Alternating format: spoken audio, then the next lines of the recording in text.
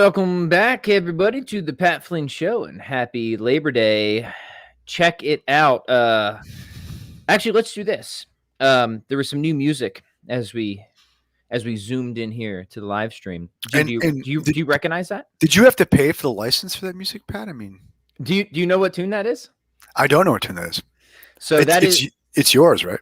That is my. I liked it. Those are my hands that were making those notes, but that is not a Pat Flynn original tune. That is Really? that is one of Pat Flynn's first recorded cover tunes. Ah. And if anybody guesses it in the comments, the first correct guess, I'll give you something. I don't know, a copy of one of my books. Nice. Let me narrow it down. It's an AC/DC tune, and it's in the Bon Scott era.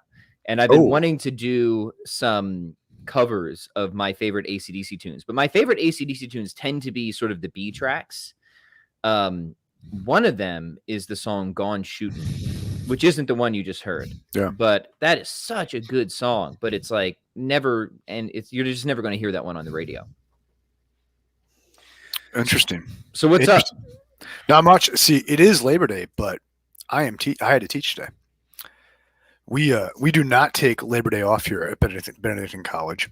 I think it's because it's been shown that if you have a day off this early in the semester, the freshmen will go home and they will not come back. And yep. and we're not past the crucial refund point yet. So we, I think a lot of small colleges do this, is they actually have classes on Labor Day for that very reason. Yeah. Yes. Hey, smart policy, I guess. So check it out. We're going to jam around. And somebody who only works 14 hours a week, 8 months out of the year, I can't complain. So, yeah. In what sense do I actually labor? Right? I am a man of leisure, right? Indeed. So we are going to do a little laboring on Labor Day, and we're going to jam around a little bit first, and then we're going to take all of your questions, gentle listeners. I see some really good ones that have already come in. So please submit them at your leisure, and we'll get through as many as we possibly can.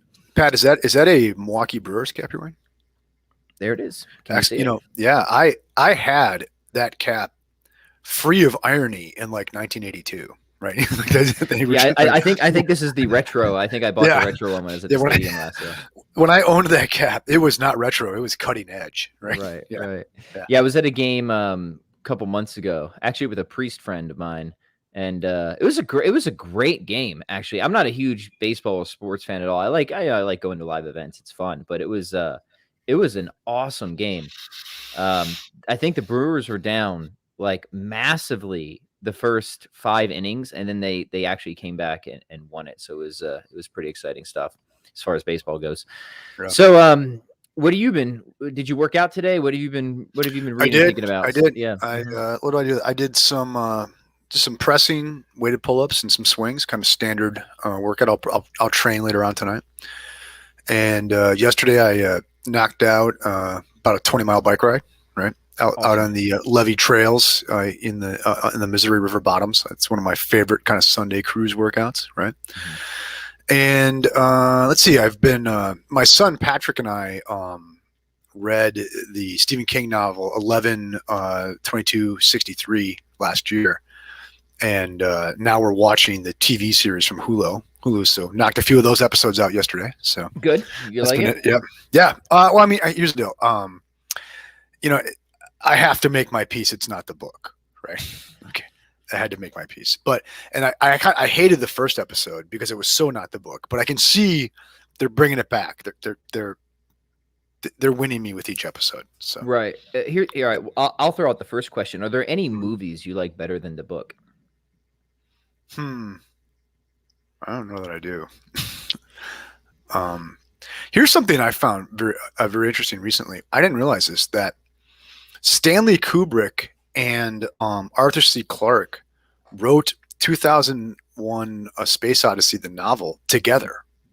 So that the film and the novel, like the screenplay and the novel, were born of one single project. Right. Yeah.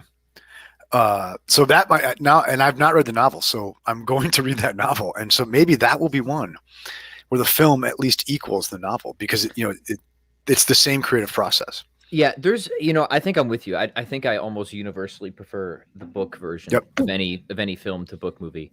Thin Red Line. That's one that you prefer the movie. Yeah, I mean, and actually, the movie may have precious little to do with the book, right? Mhm. But yeah, the Malik Thin Red Line. There's been, I think, 3 movie versions of Thin Red Line. I'll tell you one that I think it's maybe equal. And in fact, most people didn't like the movie. It got pretty bad reviews, but I thought it was well done. Was The Giver. I've not seen that So or the read it yet. the book was I actually read the book when I was quite young and liked it a lot. Sort of dystopian future type of stuff, Yeah, like we're living in now, yeah. Which and is to say, what's on the the news. present, the present, Chris and President. right, and the movie had Jeff Bridges in it. And I actually thought it was really well Yeah, done. yeah. Again, the critics seem to hate it, but I liked it a lot. So I'll throw that recommendation out there. Nice. Yeah, so I did a pretty light workout today because I still got the shoulder thing going on. We'll get the questions here in just a minute, Yeah, guys. We'll stop yeah. boring you in just like 5 minutes. No, Pat But and I need to catch up. We haven't chatted in a while. yeah, this is how Jim and I Yeah. catch up too. So you just have to deal with this. And I brought out the club and I just did a bunch of halos and stuff. So feeling good. Mobility's back. Nice. It feels highly unstable. I'm sure you know the feeling. The injury is one of those awesome injuries. Like when it happens, it's sort of like that lightning bolt flash of pain. You know what I'm talking about? Where like Yeah. you just laugh when it happens because you just Yeah. know like, oh, something bad just Yeah, you're like, I've done it again. I can't take it back. It's just a question of how we go forward. There's no need. Yeah. Right. So like I'm actually pretty happy with where I am recovery wise. And I feel like if I don't do anything stupid for a week, I'll probably be back to like pressing decent weight and Nice. rolling again with training jujitsu more and importantly. yeah. Well, I'm still gonna train. It's just gonna be limited. Train on around the that. rolling. Right. And Yeah. that can be done. Yeah. Yeah. That's good.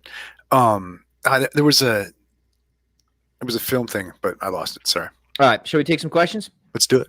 There was a question here that was originally submitted, but it's deleted. Did somebody retract it? It was from Rob, and it was on universals and ideas and Interesting. realism. So, Rob, if you took that down, I would encourage you to put it back up because I thought that would be a cool one to jam on. But now it's gone forever. So we'll just start with Parisa's question. Parisa says, would you both explain the sources of error in our knowledge of the external world according to critical realism?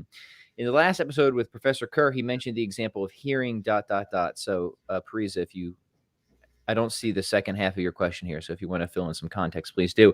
Sure. Parisa might be referring to the conversation that you and Gavin had. Yeah. And I know Gavin sort of follows McDowell and disjunctivism. So I don't know if you just want to maybe outline the Pittsburgh school of how they deal with this. Yeah. Well, so, I don't remember exactly the example of hearing that Gavin had in mind. So Gavin, if you're out there, correct me on this. Well, hold on, Jim, if you don't mind, let's pause and let's set the stage, right? Because for background for people who might not be familiar, there's certain models, call them, of how the mind relates to the world that help us to overcome skeptical scenarios. But then they sort of give like a great optimism of our contact with the external world, where we then wonder, well, how could we ever be wrong? Yeah. It becomes a question. And obviously there's cases when we are wrong, right? There's hallucinations, there are illusions. So that's sort of the background for the question here, just for the gentle listeners. Now back to you. Okay. And so, and I do advise the listener to go back and review that episode we did with Gavin on critical realism, because this could very easily turn into that episode, right? But for the critical realism, specifically the Pittsburgh school variety, and I'll use that as a genus and not a species. Perception is always bound with conceptualization. Okay, and the world does not impose on us, for this school of thought, especially in Brandom, doesn't impose on us our conceptualizations. Okay, that they are spontaneous. The conceptualizations are our doing.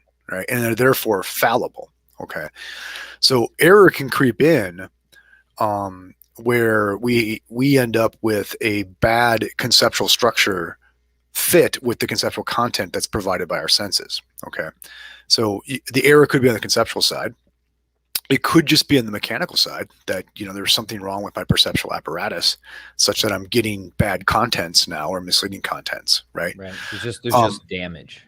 Right? Yeah. And I think this is, and actually I think, Parisia asks a very good question, because this idea of the possibility of error and the need for revision, I think, is one of the features of critical realism, as opposed to, naive or dogmatic realism. I know those are kind of naughty names for the other position, right? But naughty, right?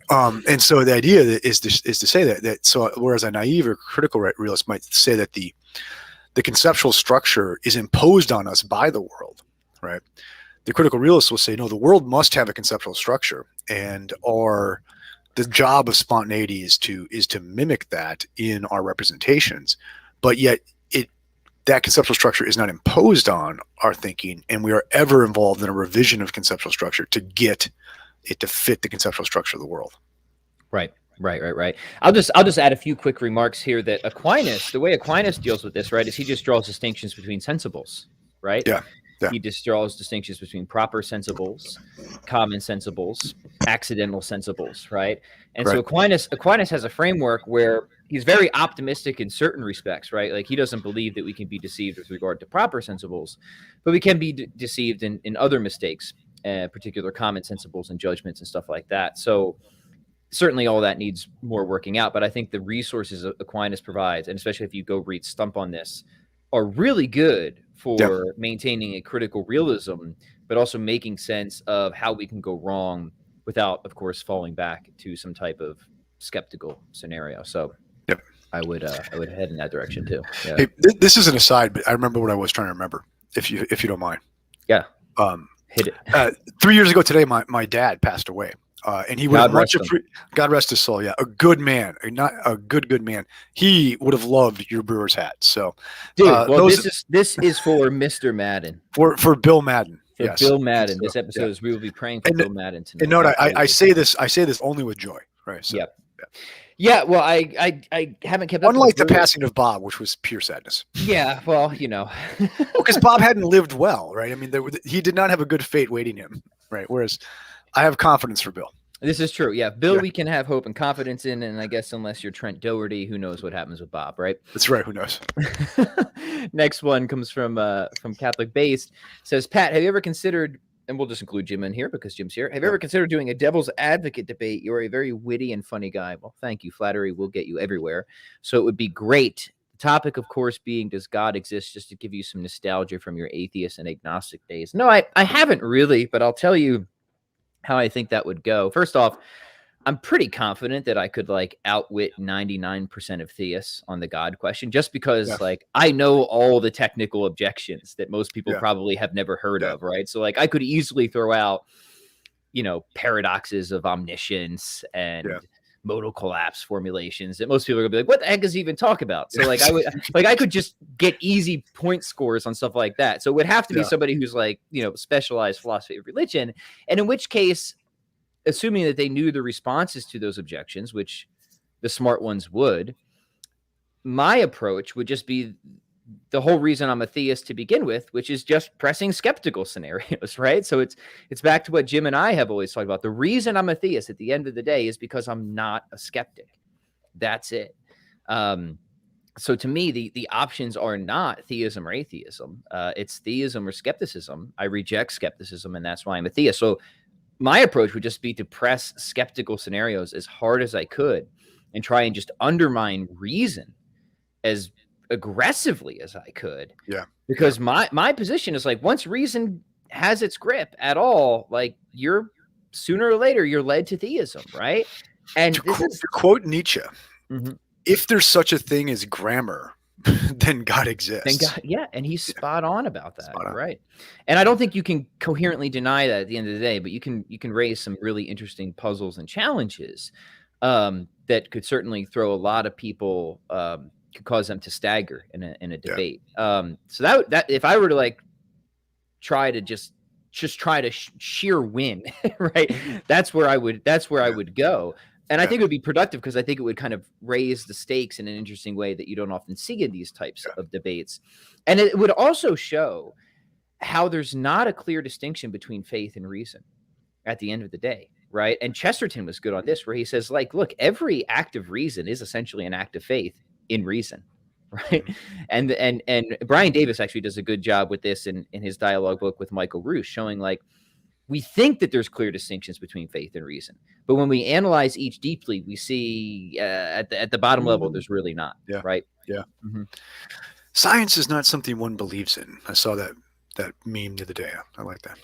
Dude, nothing like if you want to make Pat Flynn angry, bring And out I do. the tautologous sloganeering, right? Yeah. And just these trite, cheap slogans that just so often replace argument in modern day discourse, right? Whenever I see those signs, man, I'm not easily agitated, but that stuff just because it's an abandonment of reason. It's an abandonment of just serious discourse, right? If you ever turn on, some website and there's a mugshot of Pat Flynn, we know what happened. Right. He ran past too many like liberal like political signage. Right? Signage, just lost it on someone's front lawn, like had like a Clark Griswold National Lampoon's Vacation kind of fit. Great movie, which I haven't seen in a while. Yeah, I know. For the whole family. Definitely better than the book if there was one. Yeah, that's exactly. Here's a question for you, Jim. Have you ever thought about writing a commentary on the Republic? I have not thought about writing a commentary on the Republic, but actually I should have, maybe this would be better kept off air, but I was wondering if we might want to do a book by book commentary on the Republic here on the Pat Flynn Show. I really do, especially after returning to the Republic again recently. I'm teaching it right now. So, I mean, I just gave 3 lectures back to back on book 1 of the Republic. So this is really low hanging fruit for me right now. So, I mean, I would, Pat, if you're open to it, we could, and if you want to start reading, rereading it, and we could just come in here and jam on all 10 of those books. I think that would be. I'll read it again this week, and we'll do it. And and gentle listeners, if you like that idea, what we could do is we could just do like a part where we do like commentary and discuss Republic, and then we could just do QnA afterwards. QnA. So we'll do like a quick half hour. Here's what's going on, and then hit the Q&A. I think that would be great. I think it'd be good for the two of us, and for I think maybe the world, right? That people are talking about this. And I've never said it all went wrong when I read the Republic again. So yeah, it's one of those things, and it'll be really interesting. And people have requested this too, to contrast it from a Christian perspective, right? Because I love the Republic. I think that there's just so much goodness in there. But there's also a lot to object to, right? On many different levels. And it's an important historical lesson, right? That if you're looking for human equality and human dignity, you're not going to find it in ancient Greek philosophers. You're not. No, you're not. No. This is something that like Plato is not a proponent of, right? And forget it's not just between men and women, right? Yeah, everyone calls him a sexist or this and that. Although he was, rebelling against the traditions of the time by allowing women to be guardians and stuff like that. So it's not that, but it's just across the board. He thinks that there's just fundamental inequalities, and I mean, there's just an important thing. Whenever I approach book 1 of the Republic, I might have done this on the show before, is to point out that it starts at this party, right? And after a dude's just making a sacrifice in his backyard, which is when did parties stop being fun? I know, exactly. Yeah, like I mean, come on. We should have today at the Labor Day cookout. We need to down a goat right there. I mean, it's come on, brother, come on over. Come on over, right? I'll bring my own goat this time. Bring your own goat. It's just funny, how casually it's described in Republic, right? Yeah, just coming in from the backyard after just slaughtering 25 pigs. Exactly. Yeah. And so anyway, you have to understand, Plato's writing this 50 years after the fact. He wouldn't have been there. His brothers were there, but almost everybody in that dialogue died an unnatural death in the intervening years when this took place. I mean, this is. These were not necessarily nice guys, right? And my understanding is Polymarchus was probably taken out by Plato's family. Interesting. Yeah. I think Martha Nussbaum mentions that. Interesting. So, I'll wait to go because I think that's not irrelevant to what goes on in that book. We're gonna do it. We're gonna do book by book. Yeah, and that'll be good. What would be cool is we'll try and make this a resource for all those college students out there who definitely are assigned the Republic but aren't going to read it. We'll make They can come to Hey, man. our Hey, Spark Note. Yeah. I've been on the losing end of that arrangement for 18 years, man. It's my time. You know, this is my turn. But so I mean, well, let's talk. We'll get a definite kickoff date so the listeners can get themselves a copy of Republic, because like the idea, this is not a spectator sport. Like we are expecting the listeners to be reading the Republic along with us, and yeah. Yeah, and we'll turn it into a discussion. We'll comment, and then we'll do QnA. You have no excuse, because even if you don't get the paperback, which is super cheap on Amazon or free online, really, you can just listen to the audiobook for free on YouTube. So just do it. Just make it your commute for the next week, and you'll be pretty much done. Yep. All right. Tyler says, Pat and Jim, love the work you guys are doing. Question for both of you: how would you deal with close friends and family members who are falling prey to obvious conspiracy theories? Wow, we do love a good conspiracy theory, don't we? First of all, shout out to Tyler, a Benetton College alum. So right. Good to see that. Yeah, so let's just, I mean, obviously conspiracies occur, right? We have that's why we have laws, right? Like, because people, number one is you have to tell them they should not take veterinary grade antifungal medicines. Right. Let's just be like, that's just, I mean, leave aside the theory behind it. Let's just don't take any, black market veterinary grade medicines. Yeah. Now, yeah. So obviously conspiracies occur, right? On a minor level all the time. People conspire to murder. People conspire to rob banks. This is why we have laws against these things, because we know that people conspire, right, to do bad things. We also know that there's like large scale conspiracy theories in certain types of governmental, mostly tyrannical regimes, and as just basic historical facts. So they happen. Now, the problem is when people move into more grand conspiracy theories that then sort of, to my mind, the probability of massive amounts of coordination, especially in a pluralistic liberal democracy, where there's so many different checks and balances and so many different institutions that are like jealous of each other and often hate each other and are often working against each other, suddenly, finally, massively coordinating, right? That's when it becomes utterly unreasonable, right? And people can think of the different conspiracy theories that would require that types of massive amounts of cover up and coordination, right? In which case, like, the simpler hypothesis of just gross incompetence or whatever the standard account is always going to enjoy, obviously, much a greater probability in terms of explanation. And it's funny, Jim, it's like at some point, and Tyler, maybe you can kind of bring this up, right? Because the response to this from conspiracy theorists will sometimes be like, well, actually, all those different institutions, the fact that you think they're different and competing, like, that's part of the conspiracy. But then, in my mind, that's just radical skepticism, right? Right. Yeah. That just is radical skepticism, right? So like now we've moved from like local reasonable skepticism to like universal doubt, right? And so like, to me, there's really no difference between those types of conspiracies and just being a radical skeptic at the end of the day. Mm-hmm. So I don't know if I've ever mentioned the show before, but my wife was stuck in traffic like 200 meters from the Pentagon when the plane hit on September 11, 2001. Oh, wow. No, you did so not. She saw it. Yeah. So like the plane, the car shook as the plane, treetop level flew over. She saw it turn around and then disappear into a ball of flame in the Pentagon. She saw it happen. Okay. Wow.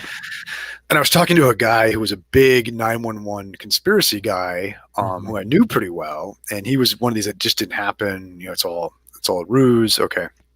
And he claimed that like there really was not a plane crash at the Pentagon and all this. And, I said, but Jen saw it. I mean, my wife saw it. Right. Mm-hmm. And, are you saying that she's in on, like the worldwide Zionist conspiracy here?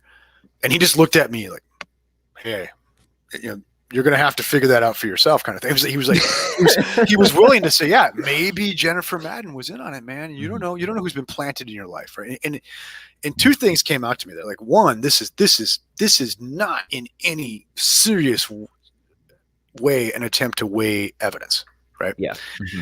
And two, one, and I think this is generally like true of conspiracy theories, is a sign that someone's following a conspiracy theory is any possible evidence against it was evidence for it. Right. Okay. So like when I said, oh, Jen saw it, that just showed how deep the conspiracy goes, because now even Jennifer Madden is in on it. Right. Mm-hmm. And it just showed, and you tell in his mind, it's just, oh, see, it was actually confirmation, because his view is like everybody's in on it. Mm-hmm. And Jen was just one more piece. Right. And so that's one of the things that's interesting about conspiracy theories, is that they are not subject to disconfirmation. This is actually a theme we've come up before. And this is, how do you know your religion's become a conspiracy theory when there's no possible deal breaker, right? Well, right. There's no threshold that could be reached. Yeah, there's no threshold of irrationality. And I think that's what a conspiracy theory is. Okay. And just using this one case, and like in talking to this person, it became clear to me, and I know I'm psychologizing here a little bit, but it's all right. Became clear to me. You're allowed one armchair social speculation. Yeah. I am married to a therapist. Right. Mm-hmm. No, sorry, I'm not a My wife's a therapist. therapist. My wife's Yeah. yeah. No, I want to be careful, because I would like her to keep her license. I am not doing unlicensed therapy in my wife's name, to be clear. Check with legal on that, Pat. Okay. Right. But anyway, and so in talking to the guy, it became clear that really, to me, it seemed what was driving it for him is the idea that something like a terrorist attack at that scale was just so frightening to him, and it's so left reality uncontrolled for him, that he just had to believe, no, indeed, there are omniscient forces at work here that are really running things, and they're much different from the very clear and imminent threat that's on offer.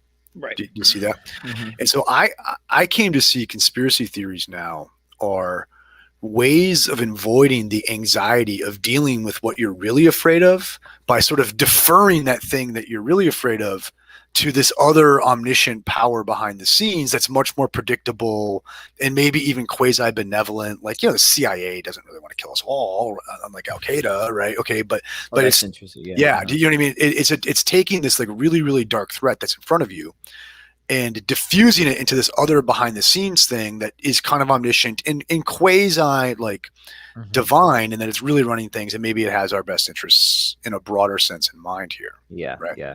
At least I can understand it and predict it and control it in a way by having this theory about it. Okay.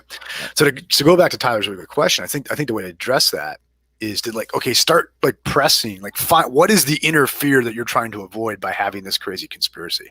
Mm-hmm. And let's address that. Let's talk about that. Because that's the real issue here, right? Yeah. You're going to have to do a little deconstructive work here. Right. Dig under there. Yeah. You bring up a good point here. And I know we've talked about giving well, this relates to Nietzsche, right? When you start trying to give psychological explanations. Now, that can be a fallacy sometimes when you're first. It's the fallacy of Bolvarism, as Lewis described it. When you start trying to explain why somebody is wrong without first showing that they are wrong. However, once you do show that they are wrong, then it becomes perfectly legitimate to try and figure out well, why, right? That's when you start to seek psychological possible explanations for but once you've implied that my wife is part of a worldwide Zionist conspiracy, then I think we can now say that you're wrong. Jim doesn't really need to, the burden of proof is not on Jim at that point. The burden of proof has shifted at this point. Yeah. Right. I mean, just with a lot of the COVID conspiracies, right? Mm-hmm.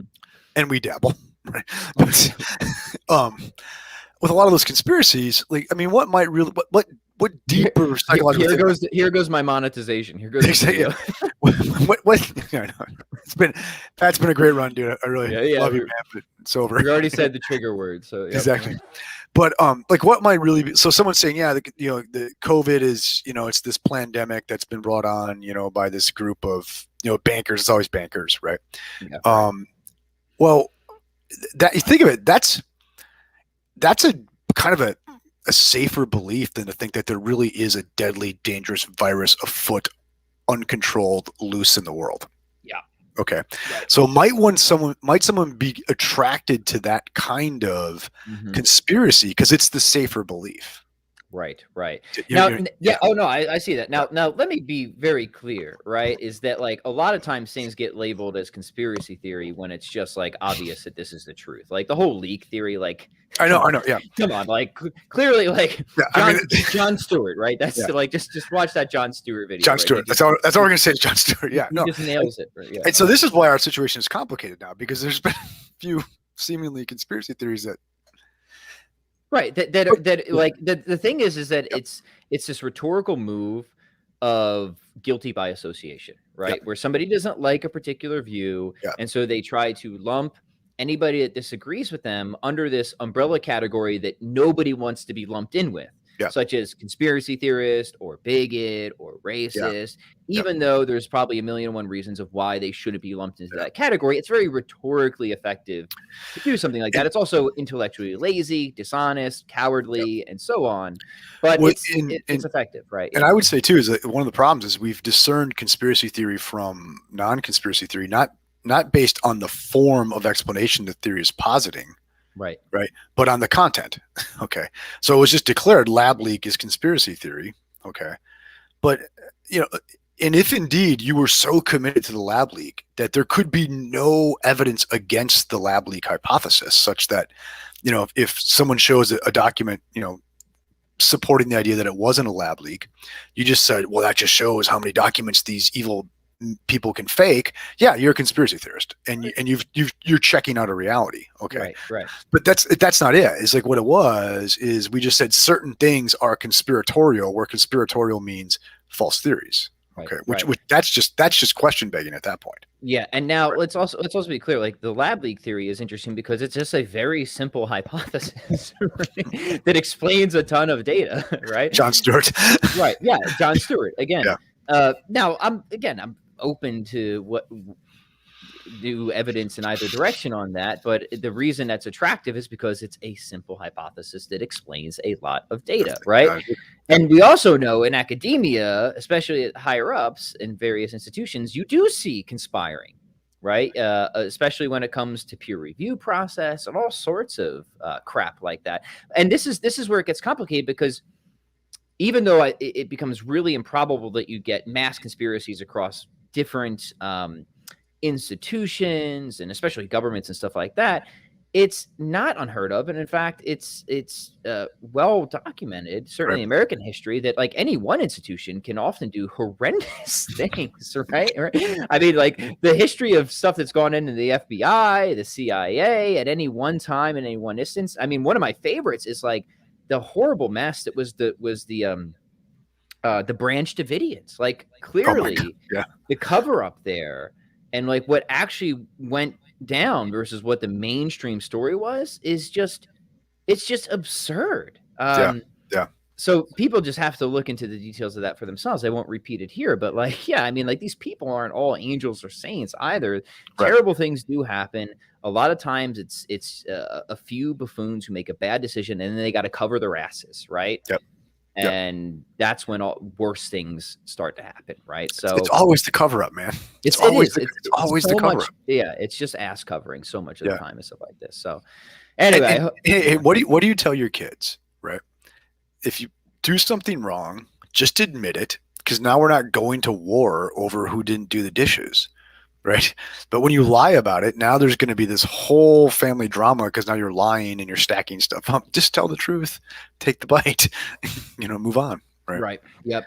But I would say, in this, going back to Tyler's specific question, is when you're dealing with someone that you think has gone into that, I've got a hypothesis that there could be no possible evidence against, and actually any evidence against it is actually evidence for it. That's when they've turned. Like you're not being rational anymore.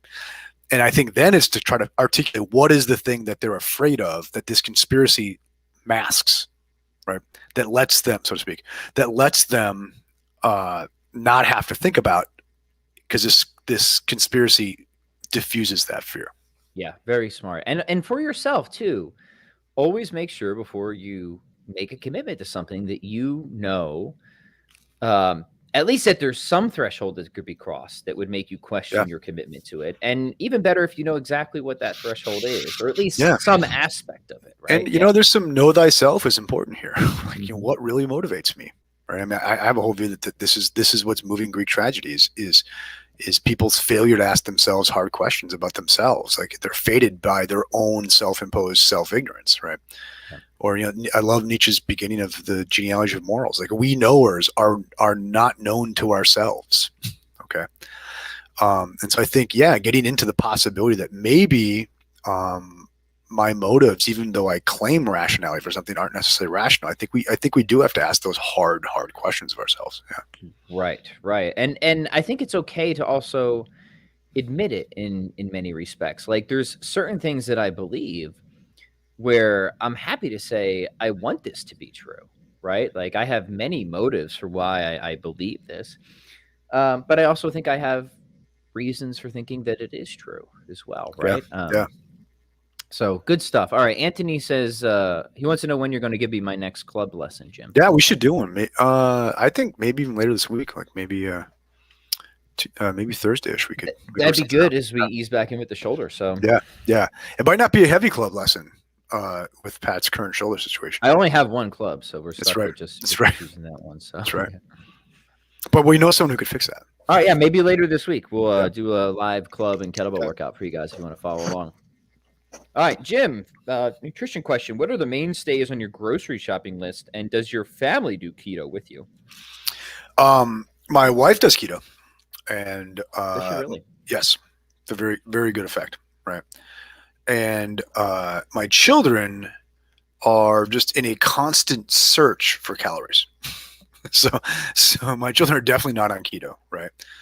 But my wife and I we've been doing keto for about the same amount of time. I think she started like a few weeks after I started. Whereas it's been 3 years for both of us. Mm-hmm. So mainstays, eggs, and then some more eggs and eggs, right? Sardines. Do you do 2-to-1 yolk to white ratio with eggs? No, I do the whole Monty. I get the omega-3 eggs. I get the free range eggs. Yeah. Because I know for a number of keto protocols, they double up the yolks. When I did keto for a while, it's such a pain. Yeah. And then just like you feel bad throwing away the white. Yeah. And the thing, okay, this is, I don't know if you've seen the most recent Dr. Rhonda appearance on Joe Rogan. She made a point about how, and I've said this for years, is most of the people say they're doing keto are not really doing keto. They're doing like a pretty good no junk diet, right? They're doing low carb, high protein, but you can't have high protein on keto. You can't have high protein, right? And she even points out like how, because she's a little neurotic, right? Okay, and so she's testing herself after every meal, and she's talking about how like even eating like spinach is moving her her blood sugar up more than she would like it to and stuff like that. And where she comes to eventually is that it takes a lot longer time to get your body fat adapted than you might think. Okay. Which is actually what Mark Sisson says in his last book. But I say always be careful to say like, look, whether I'm actually doing keto or not, I've never done a keto test for my ketones at all. I just know when I started eating high fat, right, I didn't want carbohydrates as much anymore. And so I ended up eating low carb as a side effect of that. And body composition, energy levels, all this stuff went in a very, very good direction for me. So I was wondering, so you're not super, super weighing and measuring everything out with yours. And I've never peed on a strip to see if I was in ketosis. I did that for a while. Yeah. But I can tell, but what does that mean really? But I can find like when I get really deep into it, I have certain symptoms that match what you're supposed to feel. But anyway, but I do fast a hell of a lot, right? And I think that might be the key to the whole thing. But so I say this only because it says strictly keto. Well, how strictly keto I am, I don't know, because I've never taken like a blood ketone test ever, right? But mainstays for me in my groceries are eggs, spinach, kale, sardines, grass-fed beef, right? I'll do some bacon. I don't drink milk just because you're getting lots of carbohydrate in that. But I do eat a fair bit of dairy. Heavy cream guy. Yep. I'll do the cream and butter in the coffee. I do eat some dark chocolate, right? I eat nuts, especially when you're at the Flynn household. Eats exactly. I do, man. We have little keto chocolate squares. I was not in ketosis, I think, but and I eat a lot of nuts, probably more nuts than I should, right? But I've gotten to the point now where I'm if it ain't broke, don't fix it. And I know now if like let's say I have too many, God forbid, almonds on a day, I'll just not eat for 24 hours and I can feel I'm back on track. Right. Self-flagellate, move on. Yeah, exactly. And this is this is why I think like the most sensible book on this is Sisson's new book, 2 Meals a Day, where he basically says it's about like he seems to think the way you get yourself into ketosis is the fasting is the best way to do it. Yeah. Right. Well, oh, this one, I'm going out of order, but I just want to take this one real quick. Catholic says, on the topic of hell and free will, how's the view of free will actually being random and the possible implications of universalism, if true? I hear this objection a lot. It's really lame, right? Yeah. The idea that if something isn't determined, it's random. Let me be very clear for people who haven't studied logic. Those are contraries, not contradictories, right? Thank you. Well done, Pat. And once you have that basic distinction, the burden of proof is on somebody to show that there isn't a third category, but proponents, especially Thomas, argue there is a third category, namely rational willing, right? Yep. Reasons-based action, which is a sort of constrained indeterminism. And like people who should know better, like David Bentley Hart kind of makes this mistake in his universalism book to kind of push his universalism thesis. And like, he should know better, right? Yeah. A good defense of this position of this third category of action, Yves Simon, Freedom of Choice. Yeah. One of the best books of a philosophical analysis of free will. Got to go get that. And then Catholic, this will do a lot of work for you on all the eschatological implications, right? And Brian Davies' book, Aquinas and Evil, is very good on this too. Yes, absolutely. Yeah. So it's this like perennial objection that keeps cropping up. That is just very bad. It's a very bad objection. Yeah. I mean, and at the end of the day, what you're saying is that it's possible for something not to be determined by its prior efficient causal determinants, right, or prior efficient causal influences, and yet be fully explained because it's explained by the good that motivated the movement of the action. Right? And the funny thing is about this objection is it's not even up to speed on the best of physical theory. Right? Like we give explanations that are probabilistic, right? They're not determined, but they're also not completely random either, right? So like, even if that wasn't the case, we can still say, well, there's this other category of thing, namely rational willing, but like our best of physical theory refutes this idea, I would argue, right? Yep. So yeah, there's that. All right, let's scroll back up. Sorry, I just saw that one pop up, and I just had to take it right away because it's. Thank God that wasn't on a yard sign because Pat would have lost it. When a full Clark Griswold. Anthony says the Children of Men movie he liked better than the book. So I haven't read the book, but I did see the movie years ago, and I remember liking it quite a bit. Actually, I remember watching it. I think shortly after I watched or before I watched War of the Worlds with Tom Cruise. And I am actually a Tom Cruise apologist. I know, Jim, I resist the term apologist. I've said that before, but I don't with Tom Cruise, not for his personal life or any of his religious beliefs, but as an actor, I like that man's movies. I really do. I'll tell you what. So one, I mean, like when I was in high school, Top Gun, man. Right? I mean, come on. But I remember when I was in grad school and living like really far from home for the first time, being really homesick and catching on cable All the Right Moves at like midnight.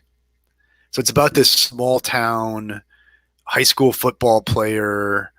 It was such like a comforting nostalgia trip for me while I was away and homesick. So I have to say, like, All the Right Moves gives me this kind of sympathy. Haven't seen that one. Mm-hmm. It's not a good film, but it just it was the moment, right? Yeah, it's a good bad film.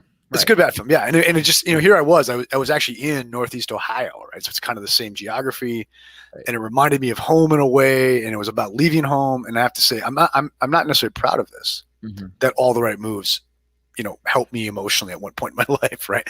But it really did help me emotionally, right? So, Tom Cruise did something for me. Right? Well, Tom Cruise is actually a great actor. I actually made a post about this on Facebook not too long ago where I watched Tomorrow War with Chris Pratt. I like Chris Pratt a lot. I like him. He just seems like a really good dude.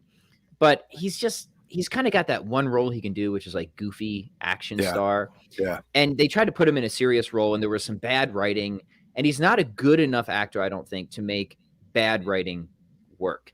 Tom Cruise is. That dude can take the worst lines and he can just deliver them in a way. A great example of this are just the new Mission Impossible movies where you have just the worst, cheesiest lines, but Cruise just nails it. One more thing about Tom Cruise. If you haven't seen the movie Edge of Tomorrow, that is an awesome, awesome sci-fi movie. Essentially think like Groundhog's Day in space fighting aliens. Nice. It's an awesome movie. Yeah. Hey, can we? There's a question from Canoes for All, or a comment from Canoes for All. Can we do that real quick? Yeah, let's do it. Sorry, I have to scroll and find it. Lots of good stuff, and then we'll go back up and take some that we missed. All right. Yeah. All right. So if patent therapeutics, which have been proven miraculous benefits, are being attacked, only useful idiots characterize ivermectin as veterinary advice. All right. You want to go first on this one, Jim? No, I mean, fair enough. I agree. I'm just saying that there are people like ODing now taking like veterinary grade. Well, hold on. Did you see? Yeah, not as many as was claimed and stuff like that. Did you see that completely false Rolling Stone story though? Yeah, it's terrible. That was insane, man. It was like they claimed it was 70%, but it was like 1%. No, like they put up a fake photo with a completely fake story about a hospital of people going in, filling up the hospital, ODing on ivermectin, and the hospital's like, no, this isn't even true at all. So now look, let me say one quick thing because this pisses me off too. Right?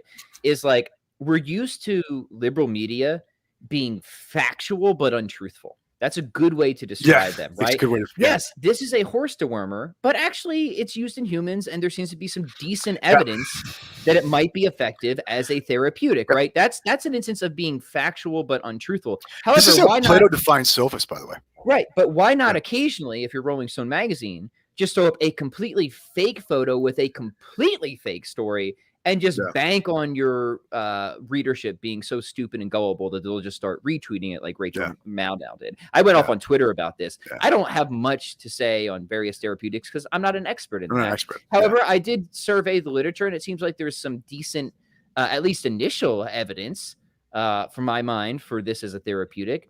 Am I going to say anything beyond that? No, because it's not my expertise. It's not my expertise. But it's very clear that there's something just absolutely insane and evil about so much of what goes on in the mainstream media. And I just wanted to bring up Canoes for All because I want to say, I feel you, brother. It's just the joke that I was making was to say, if someone's actually doing that, right, they're like taking horse pills, then I think, we've gone a little far. Yeah. Be prudent in how you and just what you do, right? Like, I just generally don't like to take pills without like somebody who knows more about pills than I do. The point is well taken, and I just wanted to make clear. I don't want, like, we don't want to come out on one side. There's also another side we don't want to come out on, and I want to make sure it's clear we're not coming out on that side either. Right. So this video will be banned, I'm sure now at this point. We've touched two of the things that social media apparently does not want you to touch on. But hey, we told you guys we'll answer whatever you want to throw our way. So here we are. All right, let's scroll back up. And I saw a question on Plotinus I wanted to get to. Alex says, any thoughts on Plotinus's work and influence, especially in the realm of medieval scholastic philosophy? I got introduced to him by Brian Hines and Lloyd Gerson. We just had a good chat about Gerson's work fairly recently. But it seems Plotinus is, where is the other half of that? A lot of other places besides in Christian philosophy. It seems like he's in a lot of other places besides in Christian philosophy. So yeah, Jim, what do we have to say about? Well, I mean, I think the entire scholastic, scene, whether it be Christian, whether it be Muslim, whether it be Jewish, right? Any of those three tracks for it, they're like you can see kind of the source by which these Greek ideas get transmitted was through the Neoplatonist like commentaries on them, and actually Plotinus himself. They've all read these things, right? Like, in the Latin West, they didn't have all that. My understanding is all they had in terms of texts by Plato were the Theodotus until very late, and basically what they're reading is Neoplatonist. Okay, so yeah, I mean, I think you can make a case that, I mean, there's a guy named John Marenbon who wrote a 2-volume history of medieval philosophy that basically it's like a footnote on Neoplatonism in a lot of ways. A colleague of mine here at Benedictine, John Shea, It's spelled with an R, by the way, has a superb book on Aquinas and the natural law and how he doesn't think you can, separate that from Aquinas's Neoplatonism, right? And so I think definitely if you really want to get medieval scholastic philosophy right, you've probably got to get your chops down on Neoplatonism and in any of the three monotheistic traditions of it. Yeah. Yeah, and this is, of course, a great debate among Thomists, right? Is how do we classify Aquinas? Is he an Aristotelian? Is he a Neoplatonist? And we know our good friend Gavin Kerr comes down hard on the Neoplatonic side. Mm-hmm. Or and Gerson wants to go even deeper. He's going to say, isn't he the one? He'll say that Aristotle was the greatest Neoplatonist, right? Yeah, right. Yeah. And I don't necessarily disagree with that either, right? Yeah, I mean, Gerson's great because he's just showing like, yes, Plato and Aristotle, they had their specific differences, but like in the grand scheme, they're so much closer to each other than say how most modern philosophers look at the world, right? Yeah. So Alex, if you haven't seen it yet, you might want to check out the episode Jim and I did called "What is Platonism?" because we actually launched that episode off from a summary provided by Gerson. So I think you'll enjoy that one if you haven't seen it yet. All right. Let's see here. Alex says, same Alex, I think. I've been reading Adler's book, How to Read a Book, and it's been rewarding. Thank you for the recommendation. Well, thanks for taking it, man. It's always good to hear that people follow up on some of those things. It's an awesome book. Yeah. I recommend pretty much all of Adler's work. Aristotle for Everybody is a really good introduction if you're looking for. It is a good introduction. Yep. If you want a good philosophy of mind book, actually, Jim, have you read the what's the name of it? I have it right over on the shelf. It's a big ugly green book, The Difference of Man and the Difference. Yeah, I've read that. I actually taught that in class years and years ago. Yeah.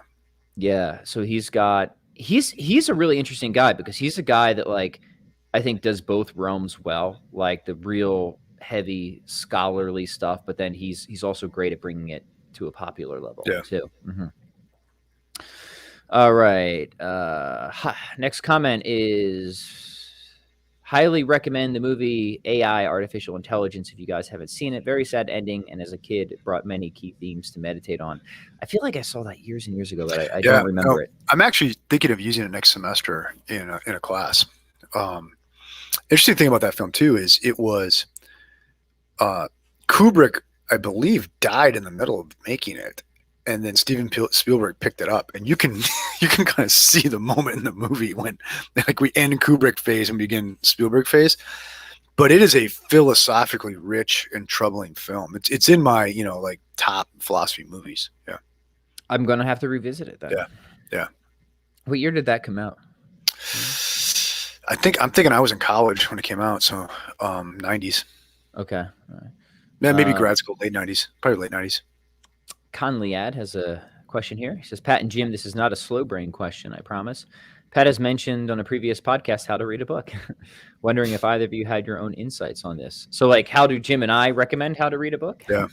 Yeah, Jim, that's a good question. I think you need to know why you're reading it. Okay, what am I trying to get out of this thing? I think that changes how you're going to read it. And also, you can't be a passive in reading. You have to be marking. You have to be note taking. You have to be, unless you're just reading it. It's your bedtime reading or something like that. But if you're reading it for content, if you're reading it to interact with it, if you're reading it to argue, to prepare, I think you have to be doing something active with it and highlighting. Right. You have to wrestle it, and Adler's big on that. Like you have to ask it questions. Right? Yeah. Yes, you have to interrogate it. Yeah. Mm-hmm. And I'm a big fan is you don't move on from anything till you understand it. It does you no good to move to one paragraph if you don't get what happened in the paragraph above, because probably the author put that paragraph for a reason there, and it's going to come out later. Yeah. I'm not going to add anything to that aside from what's in Adler's book. I think is good, and avoid the temptation to speed read, right? Yeah. Because if you're following what Jim said and what Adler says, like. It's not even going to make sense to speed read a book that's above your level. And that's the whole theme of how to read a book is you're reading something that is above your level because you're trying to go from this level of understanding to this level of Yeah. understanding. You're not just acquiring information. Speed read a newspaper, that's fine. But if you're trying to really increase your understanding, speed reading is just it's just not going to work, right? Like you need to you might revisit the same paragraph like 50 times, right? Interrogating it in different ways until you finally hopefully have some type of eureka moment, right? Where then okay. So it might be and probably will be a very slow, arduous process, almost the opposite of speed reading. And two like kind of like pro black belt tips. Okay. So this is for the more advanced, very, very advanced person is I think all really, really sophisticated authors put the status of what they're writing in question by what they're writing. So always be prepared to ask the question of what does this book say about the status of this book? Okay. I think that's very often at stake for very sophisticated authors. And if you get attuned to that question, you get incredibly interesting results in things that you're reading. Okay. So I think always ask yourself, get to the point where you can ask yourself, but what does this book say about the status of this book? And the older I get and the more I read stuff, I'm realizing really, really smart people are asking those kinds of questions in between the lines throughout their writing. Yeah. Another thing is what is unthought, right? Or what is unsaid in a text is indeed as important as what is said or what is not, or what is said or thought in the text. And a lot of times I do believe, I don't want to go like completely deconstructivist here or conspiracy theorist here, but I think a lot of times there are conspicuous absences in texts that very, very smart authors are expecting you to notice and then to get their hint. And so I think you have to be attuned to that sort of thing too. Right. I mean, that's just, this isn't entirely relevant, but that is central in humor writing, right? Yeah, it is. Yeah. Good humor writing banks on that, right? Banks on that. I mean, I'll give you an example is going back to book one of the Republic, it is very clear Plato set this up to make it very clear that he was not there. Okay. That he wasn't even born yet, probably. Why is that? What is he saying about his status with respect to the conversation is going to happen here by purposely making sure he's abstanced himself from it, but that yet inserting his own brothers there, right? I think you've got to get to the point where you're asking those kinds of questions. Yeah. Yeah. Not on day one. That's not blue belt even, right? But at some point you have to get there. Yeah. Right. After we do Republic, I'd like to do Fido. Yes. I think that would be like of the dialogues. I think that one would be especially fun for us to. Yep, that's the one that is so much more sophisticated than people make it out to be. Yep. Right. Yeah, and there's just so much in there. So we'll put that in the queue. Yep. All right, Kirill, back to a fitness question. He wants to know: is pressing grease the groove style a good idea? I'm working to press 32 kilogram for 10 reps. What's the biggest bell you have pressed? Oh. Personal question there, Jim. Personal question. Does a gentleman ever say? Yeah, I think a gentleman does. I have pressed the beast. I've like done reps of the beast, but I was a much larger creature then, right? You've done more than I have, my friend. I've never pressed a beast. I don't think I ever will, and I don't ever care to. Currently, right now, I can do the bulldog in each arm, right? But I think if like you gave me 6 weeks and a bad bar bet, I could probably get it back, right? But I'd have to like, that would be all I was doing was pressing, right? Right. To the question, grease the groove. Like if you want to press a lot, and that's the best way to do it. Yeah. The fact though he's going for a rep max for 10, that's an interesting question though, right? I think 32K for 10 for most average size dudes is not a terrible standard to shoot for. Oh no, I agree. But do you think though, greasing the groove for a rep max as opposed to a single, is that is that a good thing? So yeah, let me say this: greasing the groove works really well for some patterns. It does not work well for other patterns. Right. I do not think it's a universal strategy. Fortunately, I think it does work well for pressing. Yeah. But to your point, Jim, is it gonna get you to the higher rep pressing with the heavier weights? I would say if it's done in conjunction with a program that has some higher rep stuff built in. Yeah. But by itself, I would just do it in conjunction with a program with higher rep stuff built in. If all you're doing are like singles, doubles, triples, I don't think it's going to help you get to 10, right? Unless you're right. Yeah. So I would do, I think 3 pressing days a week. this is the typical format that has always worked well for me when I was pushing the press. And it's not necessarily greasing the groove, but you can sprinkle in some greasing the groove with it. But you have one volume day, you have one heavy day, and you have one sort of power and explosive day, right? And you're gonna vary and tweak the exact sets and reps and weight kind of over the course of however long you follow something like that, like 6 to 8 week cycles for whatever. But a volume day should be like a moderate amount of weight, not your max, and you just try to get as many good reps in as you can. Your heavy day is what it sounds like, so you're going to be probably doing at least 5 reps or fewer per set on a heavy day, but lots of sets, right? So ladders would be good on a heavy day, something like that, or maybe even 3 reps or fewer.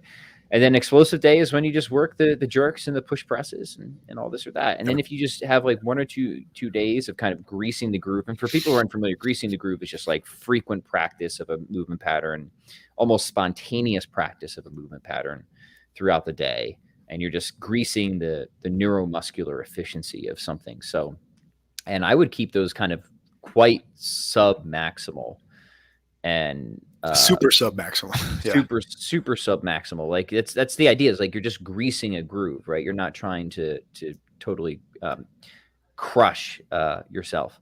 So yeah, I would say 3 days a week, and then 2 days of greasing the groove. I think you'll get to where you want to be with that framework. Kirill says, love the idea of mixing philosophy and fitness on a podcast. Well, that's all we know. That's all we know. That's all we know. We don't talk about cooking. Yeah, we don't. Hey, funny thing. To be fair, we do know other things. But nobody wants to talk to me. Nobody wants to talk to me about music. So I just like force them to listen to my songs at the beginning of the podcast and leave it at that. I'm taking cooking courses these next couple of months. Yeah. So the city of Pewaukee, Wisconsin, woo, they have a lot of great like little community events. And my wife was just like flipping through the brochure, and they have like 2 like just cooking courses. And she's like, I'm going to sign you up for this because I want you to get out of the house and learn to cook me dinner. Because that's right. Yeah, because I don't cook at all. And I've never really had much of an interest in it. Really, one of those things. Yeah. So my wife she cooks great food, so I've always been fortunate with that. But yeah, I can do like the bachelor diet, which is just a can of tuna and like and broat meal, bro maybe some mayo in there, right? Yeah, right. But so yeah, we'll see where that goes. I'm going to learn to cook these next couple of months. Right? All right, let's take a few more here. I actually got to run to the restroom real quick. So Jim, why don't you field this fitness question, and I'll be right back. Sure. Fitness question. Endurance athletes use training stress score, function of intensity times time, and 7 versus 42 day loads to monitor overtraining. Anything similar out there for strength training? I don't know. That is much more complicated than I make things. I am, once again, I think I've talked before on the show, is I'm a big fan of auto-regulation. And I don't do a lot of record keeping and monitoring. Maybe that's to my detriment. But once again, the more record keeping and the more monitoring I do, it's kind of the higher the cost of entry for me to get my workouts in. So I tend to really, really minimize the amount of that kind of tracking that I have to do, especially if you start talking like looking at stuff over 42 days, right? That doesn't mean I don't have a plan. That doesn't mean I don't make commitments to programs and have regularity in what I'm doing. But in terms of how I move, load, intensity, and stuff like that, I tend to go very, very low sophistication, easy application for that. So, but Pat, you may have a thought on this. I just assumed that you answered the question to Saul's complete satisfaction. I'm sure I have. Let me read it here real quick because I didn't see it. Fitness question. Endurance athletes use training stress score, function of intensity and time, at 7 versus 42 day loads to monitor overtraining. Anything similar out there for strength? So what did you say, Jim? So I'm not redundant. It's too much math.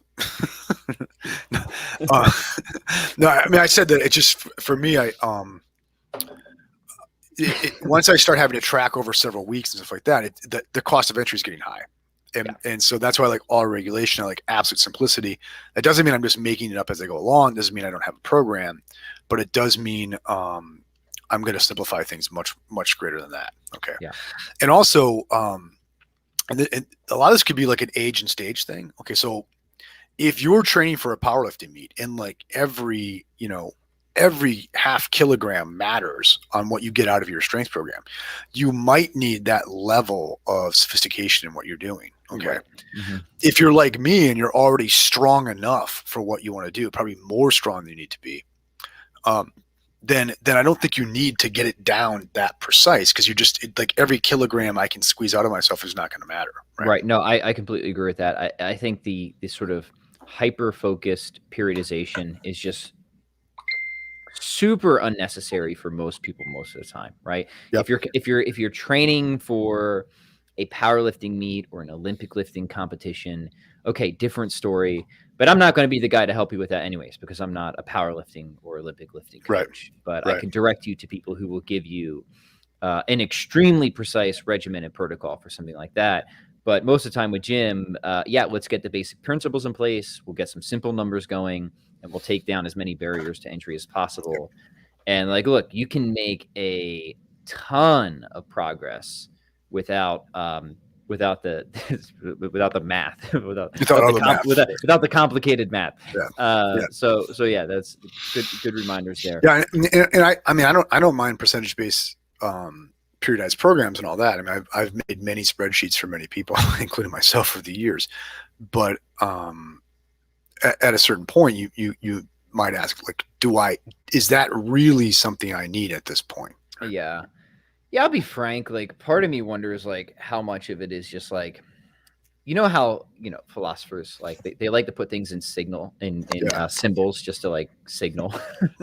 It's like, no, your argument's still terrible, bud. Right? So many a lot of people in the fitness industry, like, I worry, can't prove this, but I worry if they kind of like hyper mathematicize their programs just to give it a sort of sex appeal. Yeah. When it's still a crappy program. Yeah. Right? Yeah. I worry. I can't. I worry. Let me just say I worry, and I'll leave it at that. Yeah. Something that I've thought about is, I'd love to see a study that looks at this. Is okay. So let's say you've got a completely auto-regulated program, such that really, and I shouldn't say this a lot, if you skip a day or just like kind of mail it in for a day, it doesn't matter, right? You're not thrown off track. Okay. Whereas, let's say I'm doing a periodized program, and today I've got to get 85% for 5 triples, and if I don't get that, I'm thrown off when I got to go 95% for 5 doubles next week. That I'm going to kind of drag my butt in the gym to do it now, because I don't want to throw the whole program off by missing a day. So then you get better adherence to the program, and then therefore maybe better results down the line, right? I've always wondered by that, because I know because I'm also pretty like OCD too, but when I'm on a program, like the idea of like a percentage based program, day of missing a day and like, oh, now I screwed the whole thing up. Do I start over? What do I do? And I find myself, I'll drag myself in there. Right. Which sometimes leads to bad decision making, because you shouldn't be doing it that day. But yeah. All right. Let's take one more here, because I have some guests coming for the Labor Day sacrifice and then subsequent cookout. I love it.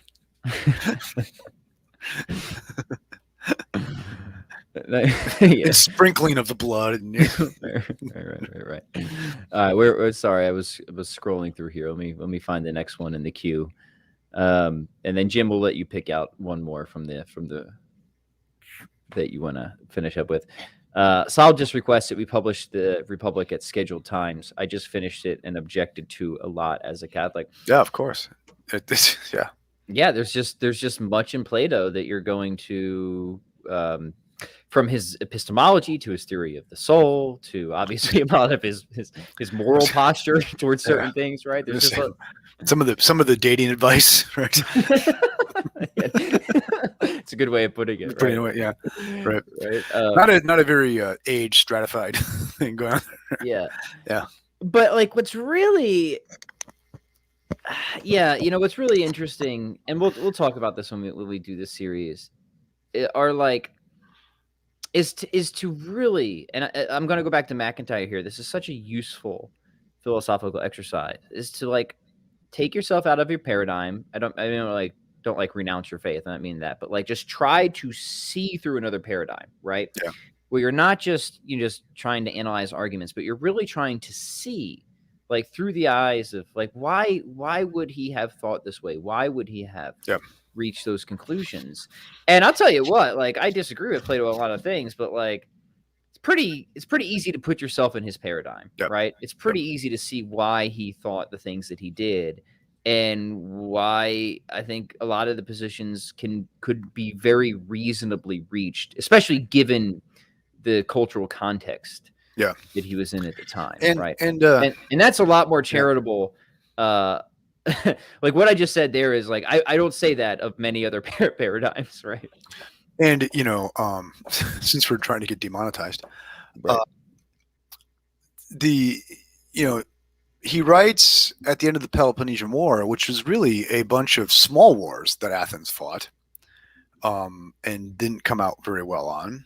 And at a time when he and his family and who are allied with these oligarchs had thought that Athenian democracy had become tyranny because it had been hijacked, right?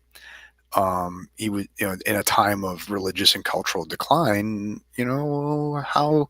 How different is the context of the penning of the Republic from, say, a more familiar context for us contemporary Westerners, right? I mean, right. I think there's a very interesting situation that parallels ours there, right? Yeah. And there's also this, right, where it's like principles and application, and this is, I think, is really true with Aristotle too. It's like you could go with Plato on a lot of principles and just think that he didn't follow through exactly the right way on application. Well, I find a problem too is like, a lot of times people they'll get this in their head, so, they're Catholics and they're told basically that Plato's like a good guy or Aristotle's like one of the good guys, right? And they've got this sort of, good guy, bad guy history of philosophy thing they're doing. And so they're trying really hard to make Plato or Aristotle into like a crypto Catholic. Yeah, right. Mm-hmm. I think a lot of that, not necessarily from professor types, but from like, kind of popular apologetics and things like that.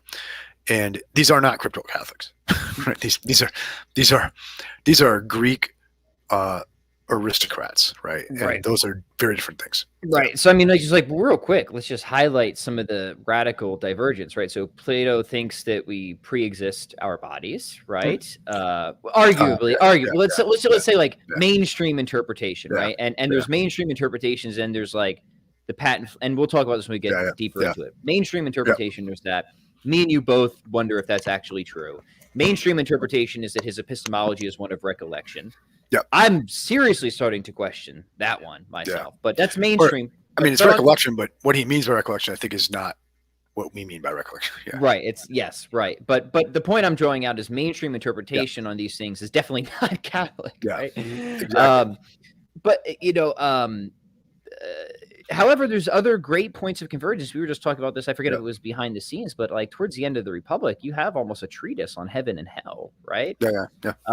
Which is an interesting point of convergence upon something in the Catholic tradition, which has argued that at least some degree of eschatology can be known by natural reason. It's not all a matter of, and Plato seems to be a data point that supports that, right? Yeah.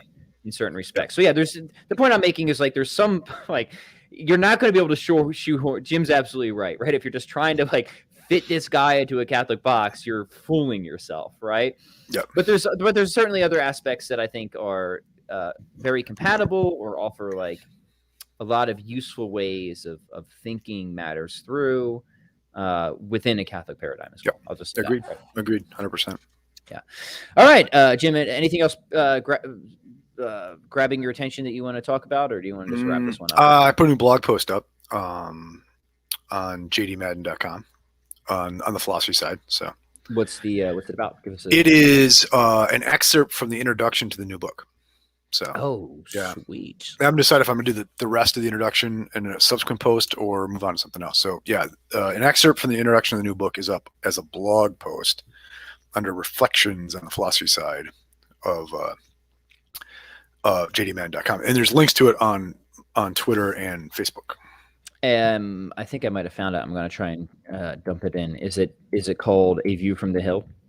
That is the first blog entry. This would be called The Darkness of Our Age. I'm not seeing it for some reason. I'm just going to put your whole website in there, and people can find it. So I may need to take some action there. Yeah. Okay. Awesome. What else? What else do you want to announce or mention before we? That's about it. Look forward to the Plato series. Yeah, this will be starting very soon. So, gentle listeners, get through the Republic in the meantime. And here's the thing about Plato: like, don't be intimidated. Plato is fun to read. It's fun, right? He's like, there's a reason that he's read not just in philosophy courses but literary courses as well. Yeah. He's enjoyable. He's engaging. Very different than much of the other stuff you'll read in philosophical journey, I suppose. All right, maybe Thursday we'll do another one here, Jim. Yeah, definitely. All right, gentle listeners, in the meantime, thank you for your great questions. We always enjoy this. Please like, share, and subscribe.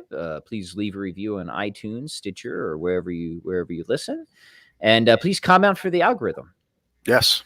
Makes a difference. And we appreciate you, and we will catch you guys on the next episode. Peace.